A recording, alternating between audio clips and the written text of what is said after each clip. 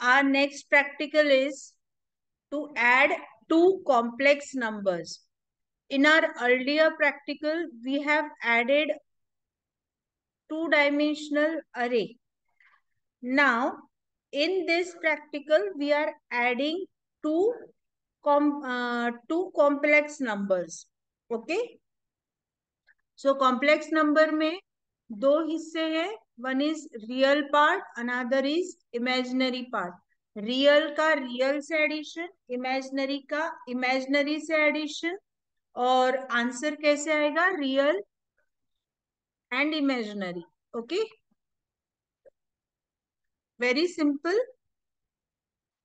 algorithm. What algorithm states? You have to declare a class.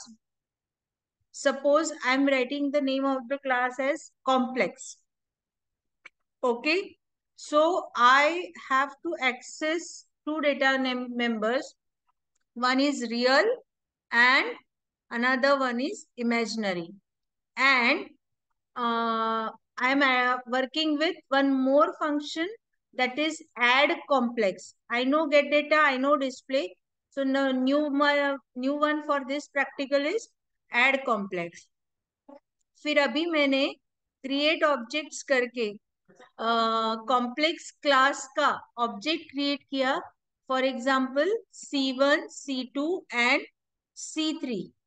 ठीक है. और पहला वाला ऑब्जेक्ट से गेट डेटा को कॉल किया. देन दूसरे वाले ऑब्जेक्ट से गेट डेटा को कॉल किया, तो दोनों का इनपुट आ गया. देन इन लास्ट प्रैक्टिकल जो हमने देखा था कि ऑब्जेक्ट्स का जब टोटलिंग करना है तो डायरेक्ट टोटलिंग नहीं कर सकते. हम अगर फंक्शन यूज कर रहे हैं तो हम कैसे करेंगे? पहला ऑब्जेक्ट डॉट एड ऑब्जेक्ट, मतलब वो जो जिसमें फंक्शन रहेगा. जैसे हमने लास्ट इसमें देखा था एड मैट्रिक्स. अब यहाँ पे क्या है? Add complex. और उसके ब्रैकेट में हम सेकेंड ऑब्जेक्ट पास कर रहे हैं जो एक रियल और इमेजिनरी पार्ट का टोटलिंग करके देगा. और आंसर कहाँ पे सेव होगा? C3 में सेव होगा. ठीक है. So now we will see in details. और आखिरी में C3 को डिस्प्ले करेंगे. So now what algorithm says? मुझे एक क्लास बनाना है जिसका नाम मैंने रखा कॉम्प्लेक्स. ठीक है. और उसमें गेट डेटा नाम का फंक्शन या मेंबर फंक्शन यूज करना है. So I am putting, suppose get data में मुझे रियल और इमेजिनरी पार्ट चाहिए. ठीक है. सो यहाँ पे हम लोग दो वेरिएबल का इनपुट लेंगे. एड कॉम्प्लेक्स एड मैट्रिक्स में हमने क्या किया था? गेट डेटा में वहां पे दो फॉर लूप चलाए थे और ए ऑफ आई जे में इनपुट लिया था. अभी हम यहाँ पे क्या करें? सिंपली दो वेरिएबल्स, एक का नाम रियल, दूसरे का नाम इमेजिनरी, ये वेरिएबल्स में इनपुट ले रहे हैं. ठीक है. नेक्स्ट है एड कॉम्प्लेक्स, जिसमें नेक्स्ट ऑब्जेक्ट पास ऑन होने वाला है और एक वेरिएबल टेम्प कॉम्प्लेक्स का, जैसे हमने वहां पे एस क्रिएट किया था, यहाँ पे टेम्प क्रिएट कर रहे हैं. वहां पे मैट्रिक्स का एस क्रिएट किया था, यहाँ पे कॉम्प्लेक्स का टेम्प क्रिएट कर रहे हैं. तो temp dot real is equal to real plus C2 dot real. हमने सेकेंड वाला कौन सा पास ऑन किया? ऑब्जेक्ट दैट वाज C2, तो हमने C2 डॉट रियल यहाँ पे करना है.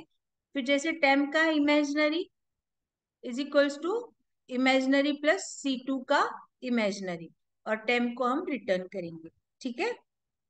तो रिटर्न टेम्प जैसे ही करते हैं तो टेम्प का रिटर्न होते के साथ उसके साथ में उसके अंदर क्या रहेगा? रियल और इमेजिनरी दोनों की टोटल. रियल का रियल के साथ, इमेजिनरी का इमेजिनरी के साथ. तो दोनों ऑब्जेक्ट्स के रियल और इमेजिनरी की टोटल हमको रिटर्न होके मिलेगी. ठीक है. फिर डिस्प्ले में क्या करना है? रियल प्लस इमेजिनरी को डिस्प्ले करना है. बट जब हम कॉम्प्लेक्स नंबर्स की बात कर रहे हैं तो रिप्रेजेंटेशन में कैसे आता है? When I right complex numbers, so how I right? Suppose 4 is my real part plus 5 I. So how I need to explain it और have it in representation.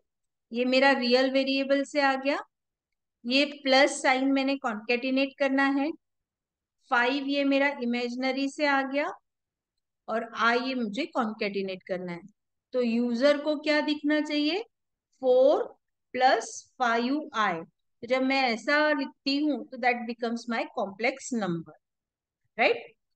So it is very simple.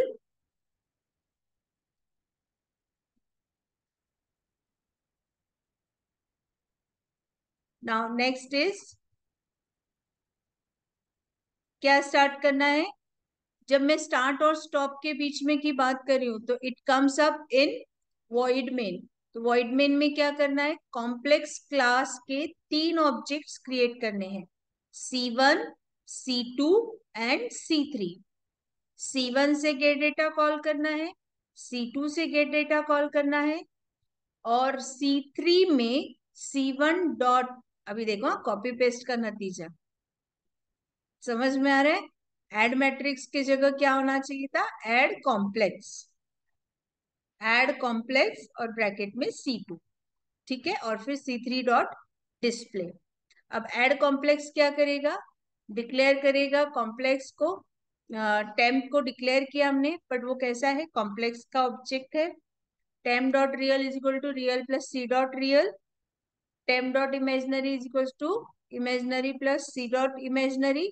और जब return होगा तो क्या return होगा, temp में real का real से टोटल, इमेजनरी का इमेजनरी से टोटल। सो देखो क्लास में क्या एक्सपेक्टेड है, 2 डेटा मेंबर्स जिसका नाम है रियल और इमेजनरी, और 3 member functions, get data, add complex और डिस्प्ले। तो हमने एड कॉम्प्लेक्स में मेथड देख ली अभी। अभी गेट डेटा देखेंगे। गेट डेटा में सिंपली हमको क्या करना है, रियल और इमेजनरी को इनपुट लेना है। डिस्प्ले में क्या करना है, उसको डिस्प्ले करना है। डिस्प्ले करते समय पैटर्न क्या लेना है, number that is real plus, plus का साइन बीच में आना चाहिए, इमेजनरी और फॉलोड बाय आई। सो इस पैटर्न में हमको डिस्प्ले करना है। Clear? So now we will see the code. Very easy program it is. क्या करना है, अभी स्टार्ट करना है, तो स्टार्ट करते बराबर मेरे माइंड में ये क्लियर होना चाहिए कि मुझे क्या क्या रिक्वायर्ड है। तो स्टार्ट करना है ने, अभी इस पर्टिकुलर वर्जन में we are using hash include iostream dot h, hash include conio dot h. Conio dot h इसलिए यूज करें क्योंकि हम जो क्लियर स्क्रीन वाला मेथड फंक्शन यूज करते हैं तो उससे स्क्रीन वाइप आउट हो जाती है, तो वो वर्कआउट करवाने के लिए हमको कोनियो डॉट एच लगता है, ठीक है। फिर एक क्लास कॉम्प्लेक्स बनाया, उस कॉम्प्लेक्स में रियल और इमेजिनरी ये 2 वेरिएबल्स डिक्लेयर किए, और 3 मेंबर फंक्शंस लगने वाले हैं। कौन से, पहला है गेट डेटा, दूसरा है एड कॉम्प्लेक्स, और तीसरा है डिस्प्ले। ये हमारा क्लास का डिक्लेरेशन खत्म। नाउ हियर यू कैन सी, जैसे हमने लास्ट प्रैक्टिकल में किया था, क्लास के अंदर सिर्फ उसका डिक्लेरेशन पार्ट किया है और बॉडी जो है आउटसाइड द क्लास उसको इलेबरेट की है, ठीक है। तो आपके पास चॉइस है, आप पूरा का पूरा एक ही साथ एक जगह लिखो, या फिर इस तरीके से क्लास में पहले उसका डिक्लेरेशन कर लो and then you can elaborate outside, ठीक है। तो अभी जैसे यहाँ पे लिखा है वॉइड गेट डेटा, तो अगर मैं इसको बाहर इलेबरेट करूंगी तो मैं उसके सामने क्या लिखूंगी, वॉइड तो रिटर्न टाइप आता है, फिर आएगा किसके घर का है वो गेट डेटा, गेट डेटा है कॉम्प्लेक्स के घर का। तो कैसे लिखेंगे हम, void complex scope resolution operator और फंक्शन का नाम। क्लियर? बॉडी कैसे आएगी बाहर, वॉइड मतलब return type of that particular function, then किसके घर का है गेट डेटा, कॉम्प्लेक्स के घर का, तो कॉम्प्लेक्स ये keyword, then scope resolution operator यानी अ पेयर ऑफ कोलन, उसके बाद में नेक्स्ट एक्चुअल फंक्शन का नाम। क्लियर? और जो भी पैरामीटर्स आपको पास करने हैं वो पैरामीटर्स। तो अभी यहाँ पे देखो कॉम्प्लेक्स, एड कॉम्प्लेक्स और ब्रैकेट में कॉम्प्लेक्स, तीन जगह हमको कॉम्प्लेक्स वर्ड दिखता है। पहला कॉम्प्लेक्स क्या है, उसका रिटर्न टाइप, ठीक है। नेक्स्ट आएगा एड कॉम्प्लेक्स। एड कॉम्प्लेक्स क्या है, फंक्शन का नाम। बट अगर हम इसके अंदर डिक्लेयर करते हैं तो इसको बिलोंगिंगनेस दिखाने की जरूरत नहीं है। बट अगर क्लास के बाहर इसको बॉडी देते हैं तो फिर क्या होगा, हमको बताना पड़ेगा कि ये किसके घर का है। तो पहला कीवर्ड आएगा कॉम्प्लेक्स, फिर से हम लिखेंगे कॉम्प्लेक्स। बट सेकेंड टाइम जो कॉम्प्लेक्स लिखेंगे वो क्यों लिखेंगे, क्योंकि एड कॉम्प्लेक्स ये किसके घर का है, कॉम्प्लेक्स के घर का। इसके लिए पहला कॉम्प्लेक्स उसका रिटर्न टाइप हो गया, दूसरा कॉम्प्लेक्स बिलोंगिंगनेस दिखा रहा है, फिर स्कोप रिजोल्यूशन ऑपरेटर, फिर फंक्शन का नाम दैट इज एड कॉम्प्लेक्स, और फिर ब्रैकेट में फिर से कॉम्प्लेक्स वर्ड है। तो ये कॉम्प्लेक्स वर्ड क्यों यूज कर रहे हैं हम लोग, उस क्लास का ऑब्जेक्ट हम एज अ पैरामीटर पास कर रहे हैं, ठीक है। तो इसलिए वो पैरामीटर कौन से टाइप का है, ऑब्जेक्ट है। ऑब्जेक्ट किसका है, क्लास का है। तो इसलिए क्लास का नाम और ऑब्जेक्ट डाला है। क्लियर। इसलिए don't get confuse with so many complex return on it. और अब वॉइड डिस्प्ले कैसे लिखेंगे, वॉइड उसका रिटर्न टाइप हो गया, then complex, scope resolution operator और डिस्प्ले। ओके, सो नाउ पहला हम लोग देखेंगे, देखिए वॉइड कॉम्प्लेक्स गेट डेटा कैसे लिखा हमने। अब गेट डेटा में क्या चाहिए, जब भी एक्सेप्ट या इनपुट की बात कर रही हूं मैं, तो what will I do, I will first declare the variables. तो मैंने इमेजिनरी और रियल वेरिएबल्स को डिक्लेयर कर दिया है। सेकेंड काम क्या है, a message relevant to it, and third काम क्या है, एक्चुअल इनपुट। तो अभी हम एक मैसेज डालेंगे कि रियल और इमेजिनरी पार्ट्स का आप इनपुट डालो। रियल में रियल की वैल्यू लेंगे और इमेजिनरी पार्ट्स में, ठीक है। ओके, तो गेट डेटा में रियल में एक वैल्यू आएगी, इमेजिनरी में एक वैल्यू आएगी। क्लियर। नाउ अब देखो complex, complex scope resolution operator, add complex, फिर से कॉम्प्लेक्स, और फिर C2। तो पहला कॉम्प्लेक्स का के लिए है, this is return type, this is belongingness. ये एड कॉम्प्लेक्स किसके घर का है, इस कॉम्प्लेक्स के घर का। इसके लिए हमको ये कॉम्प्लेक्स कीवर्ड लिखना पड़ा। और ये बिलोंगिंगनेस दिखाने के लिए ये स्कोप रिजोल्यूशन ऑपरेटर यूज करते हैं, ठीक है। तो पहला हो गया रिटर्न टाइप, दूसरा हो गया बिलोंगिंगनेस, तीसरा हो गया फंक्शन का नाम, और चौथा ये यहाँ पे है, ये इंडिकेट कर रहा है हम जो पैरामीटर उसको पास कर रहे हैं C2, उसका टाइप क्या है, वो क्लास का ऑब्जेक्ट है। तो क्लास का ऑब्जेक्ट है तो कौन से क्लास का है, कॉम्प्लेक्स क्लास का। इसके लिए कॉम्प्लेक्स ये कीवर्ड डाला है। ओके,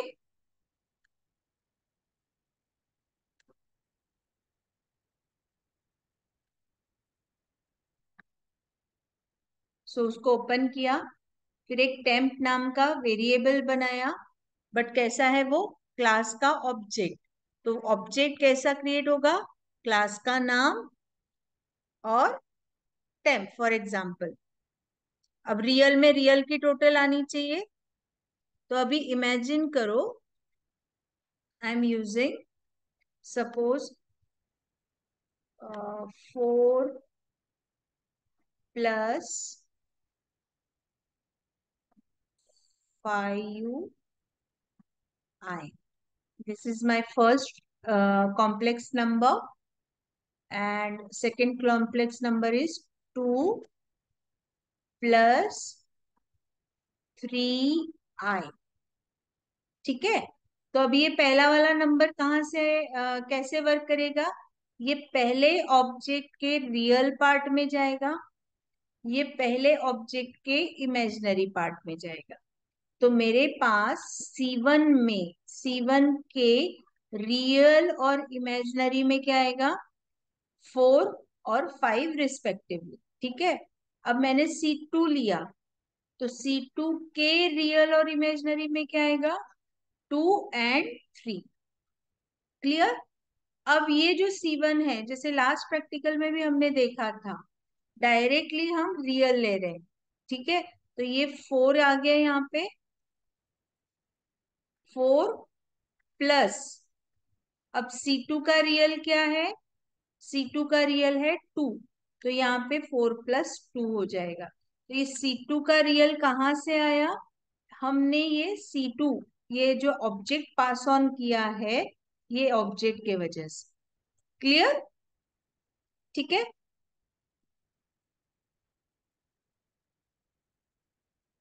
अब वैसे ही इमेजिनरी आएगा, तो अभी क्या होगा, 5 इमेजिनरी में गया, ये 3 C2 डॉट इमेजिनरी में गया, तो 5 + 3, और वो कहाँ सेव हो जाएगा, टेम्प के इमेजिनरी में, और टेम्प के रियल में क्या सेव हो जाएगा, 4 + 2।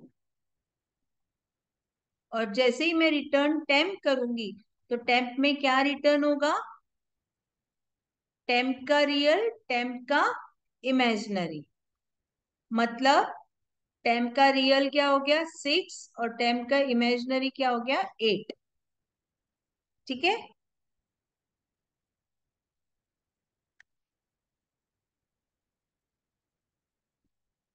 नाउ नेक्स्ट, अभी हम लोगों का ऐड कॉम्प्लेक्स हो गया है, गेट डेटा हो गया है। Now we will see display. अब डिस्प्ले किसके घर का है, देखो उसका रिटर्न टाइप आ गया, किसके घर का है, तो वो बिलोंगिंगनेस आ गया, देन फंक्शन आ गया, addition of two complex numbers. देखो कैसे लिखा मैंने, आपको पहले भी बताया था मैंने, आंसर क्या आएगा, 4 + 2 6 +8i, राइट। तो ये कैसे आया, ये रियल से ये 6 आया, ये इमेजिनरी से ये 8 आया, बट ये एक्स्ट्रा प्लस और आई कहाँ से आया, मैंने खुद extra plus double quote mark में डाला, और ये डबल कोट मार्क में आई डाला, ठीक है। तो रिप्रेजेंटेशन करते समय कैसा दिख रहा है, वो कॉम्प्लेक्स नंबर दिख रहा है, ठीक है।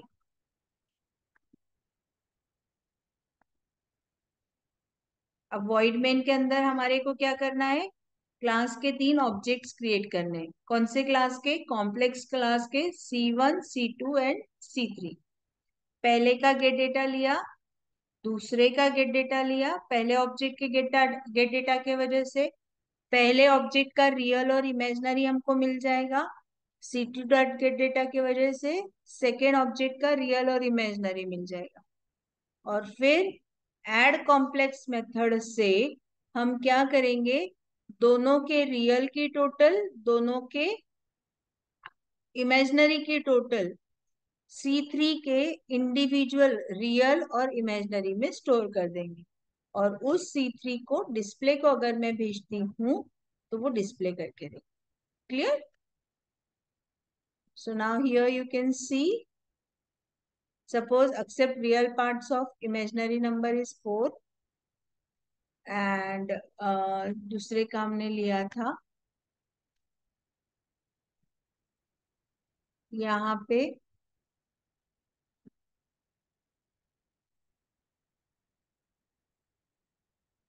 so now okay it is not displayed, display में कुछ स्किप हो गया शायद।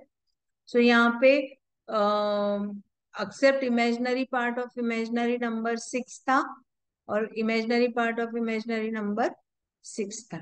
6 + 6 12 आए, और 6 + 4 10।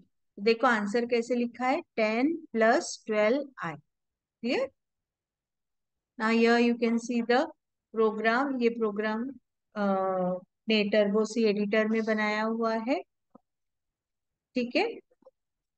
सी हियर, रियल पार्ट डाला, इमेजिनरी पार्ट डाला, रियल पार्ट डाला, इमेजिनरी पार्ट डाला, 6 + 4, 4 + 6, so addition of two complex numbers is 10 + 10i, okay।